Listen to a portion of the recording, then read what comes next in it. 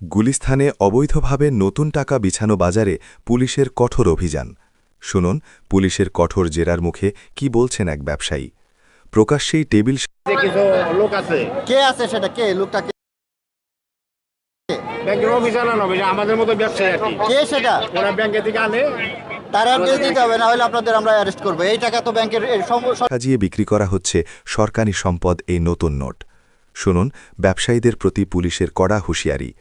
অভিযানের কারণ ও ফলাফল নিয়ে শুনুন কর্মকর্তার বক্তব্য। আমরা আপনাদের কাছে পাচ্ছি, আমরা আপনাদের অ্যারেস্ট করবো। আপনারা তথ্য দিবেন।